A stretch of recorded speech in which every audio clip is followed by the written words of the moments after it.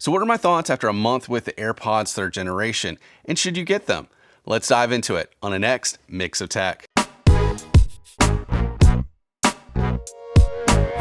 Hi guys, welcome to Mix of Tech, where I review technology for the consumer prosumer, and I give my take on the things I see. First, let me say I purchased these AirPods 3rd generation with my own money and plan to give my review based upon my opinions over having it for a month and in comparison to previous AirPods that I've owned. To understand more about the 3rd generation, we have to compare it against the earlier generation, which is still offered, so that you can see the benefits in both the technology and audio advancements. The first difference comes in the sweat and water resistance, so you can feel comfortable working out with these and not worrying about your precious technology getting damaged. You also get an hour improved of battery life outside of the case, so you can get up to 6 hours, and with the case you can get 30 hours, which does add an added advantage based upon the longevity of your battery with the 3rd generation. And this may not be important to you, but I'll say it's a huge advantage if you can get spatial audio headphones.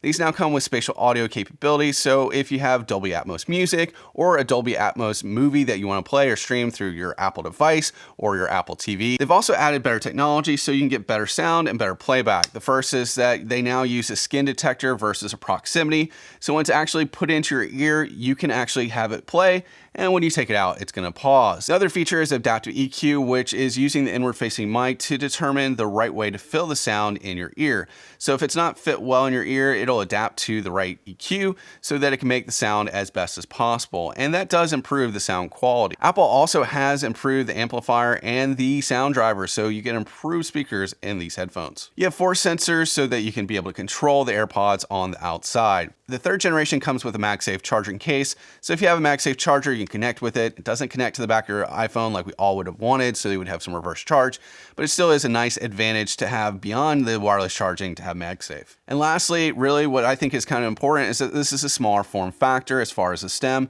so it doesn't go all the way down your ear. Now, I think we all became accustomed to that with the earlier generations, but I think it's a better look with a smaller stem. So are these differences worth the extra $50 over the 2nd generation? Well, it all depends on what you're looking for.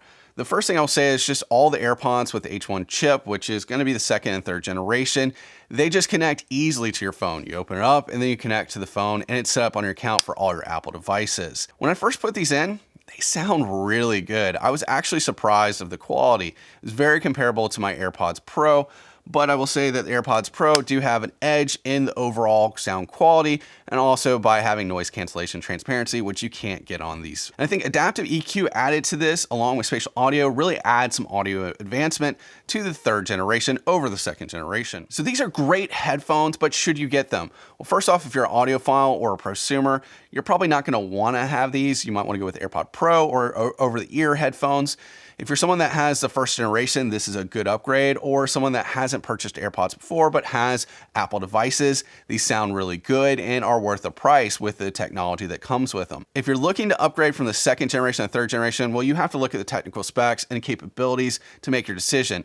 That's a lot of money to invest based upon some decent improvements, and I think they're good improvements to make a decision of spending $50 more between the 2nd and 3rd generation.